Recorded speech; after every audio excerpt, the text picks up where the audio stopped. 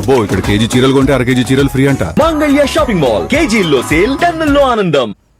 ఏపీలో శాంతి భద్రతల పరిరక్షణపై సీఎం చంద్రబాబు ప్రత్యేకమైన దృష్టి సారించారు. ఇందులో భాగంగా ఇవాళ మధ్యాహ్నం 3:30కి సచివాలయంలో కీలకమైన ఉన్నత స్థాయి సమీక్షా సమావేశం నిర్వహించబోతున్నారు. రాష్ట్ర పోలీస్ శాఖ చరిత్రలోనే అరుదుగా డీజీపీ స్థాయి అధికారి నుంచి క్షేత్రస్థాయిలో విధులు నిర్వర్తించే స్టేషన్ హౌస్ వరకు 1300 మంది ఆఫీసర్స్ ఇందులో పాల్గొంటారు.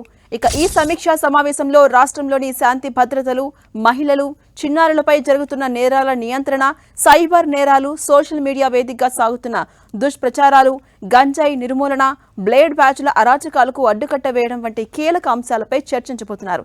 పోలీస్ స్టేషన్ల పనితీరుపై తన వద్ద ఉన్న క్షేత్రస్థాయి నివేదికలను అధికారుల ముందుంచి సమగ్రంగా విశ్లేషించబోతున్నారు సీఎం చంద్రబాబు. ఇక వివిధ స్టేషన్స్ లో నమోదవుతున్న కేసులు, శాంతి భద్రతల పర్యవేక్షణ తీరుతెన్నులపై కూడా ఆయన నేరుగా ఇవాళ సమీక్షా సమావేశం ద్వారా చర్చించబోతున్నారు.